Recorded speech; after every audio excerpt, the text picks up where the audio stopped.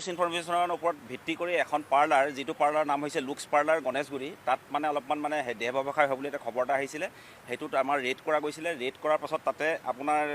তিনিজন আসামী ধৰা পেলোৱা গৈছে আৰু কি কয় তিনিজন ভিকটিম ৰিকভাৰ হৈছে তাত মানে দেহ ব্যৱসায় হৈছিলে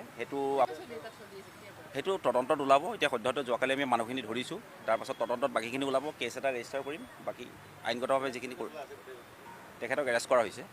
সেইটো তদন্তত ওলাব আৰু কিন্তু আমাৰ খবৰটো কালি আহিছিলে সেই খবৰটো পোৱাৰ পাছতে আমাৰ অপাৰেশ্যনটো আৰম্ভ হৈছিল তাত হৈছে কি য'তেই কংক্ৰিট খবৰ আহে তাতে আমি একশ্যন লৈছোঁৱেই যদি ভৱিষ্যতলৈ খবৰ আহে যিটোত মানে একশ্যনেবল হয় সেইটোত আমি কাম কৰি যাওঁ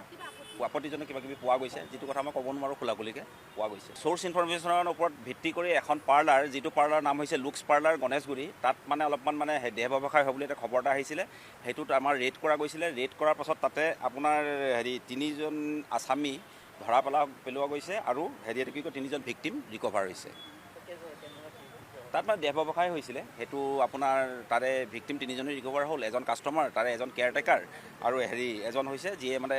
ব্যৱস্থাবিলাক কৰি দিয়ে আৰু সেইটো তদন্তত ওলাব এতিয়া সদ্যহতে যোৱাকালি আমি মানুহখিনি ধৰিছোঁ তাৰপাছত তদন্তত বাকীখিনি ওলাব কেছ এটা ৰেজিষ্টাৰ কৰিম বাকী আইনগতভাৱে যিখিনি কৰিম তেখেতক এৰেষ্ট কৰা হৈছে সেইটো তদন্তত ওলাব আৰু কিন্তু আমাৰ খবৰটো কালি আহিছিলে সেই খবৰটো পোৱাৰ পাছতে আমাৰ অপাৰেশ্যনটো আৰম্ভ হৈছিল তাত হৈছে কি য'তেই কংক্ৰিট খবৰ আহে তাতে আমি একশ্যন লৈছোঁৱেই যদি ভৱিষ্যতলৈ খবৰ আহে যিটোত মানে একশ্যনেবল হয় সেইটোত আমি কাম কৰি যাওঁ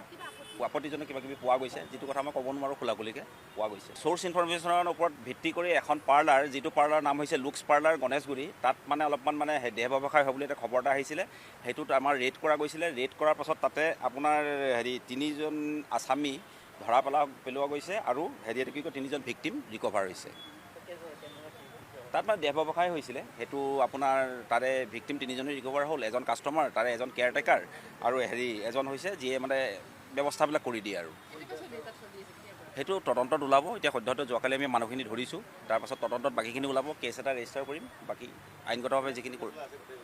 তেখেতক এৰেষ্ট কৰা হৈছে সেইটো তদন্তত ওলাব আৰু কিন্তু আমাৰ খবৰটো কালি আহিছিলে সেই খবৰটো পোৱাৰ পাছতে আমাৰ অপাৰেশ্যনটো আৰম্ভ হৈছিল তাত হৈছে কি য'তেই কংক্ৰিট খবৰ আহে তাতে আমি একশ্যন লৈছোঁৱেই যদি ভৱিষ্যতলৈ খবৰ আহে যিটোত মানে একশ্যনেবল হয় সেইটোত আমি কাম কৰি যাওঁ আপত্তিজনক কিবা কিবি পোৱা গৈছে যিটো কথা মই ক'ব নোৱাৰোঁ খোলাখুলিকৈ পোৱা গৈছে চ'ৰ্চ ইনফৰমেশ্যনৰ ওপৰত ভিত্তি কৰি এখন পাৰ্লাৰ যিটো পাৰ্লাৰ নাম হৈছে লুক্স পাৰ্লাৰ গণেশগুৰি তাত মানে অলপমান মানে দেহ ব্যৱসায় হ'ব বুলি এটা খবৰ এটা আহিছিলে সেইটোত আমাৰ ৰেড কৰা গৈছিলে ৰেড কৰাৰ পাছত তাতে আপোনাৰ তিনিজন আসামী ধৰা পেলোৱা গৈছে আৰু কি কয় তিনিজন ভিকটিম ৰিকভাৰ হৈছে তাত মানে দেহ ব্যৱসায় হৈছিলে সেইটো আপোনাৰ তাৰে ভিকটিম তিনিজনেই ৰিকভাৰ হ'ল এজন কাষ্টমাৰ তাৰে এজন কেয়াৰটেকাৰ আৰু এজন হৈছে যিয়ে মানে ব্যৱস্থাবিলাক কৰি দিয়ে আৰু সেইটো তদন্তত ওলাব এতিয়া সদ্যহতে যোৱাকালি আমি মানুহখিনি ধৰিছোঁ তাৰপাছত তদন্তত বাকীখিনি ওলাব কেছ এটা ৰেজিষ্টাৰ কৰিম বাকী আইনগতভাৱে যিখিনি কৰিম তেখেতক এৰেষ্ট কৰা হৈছে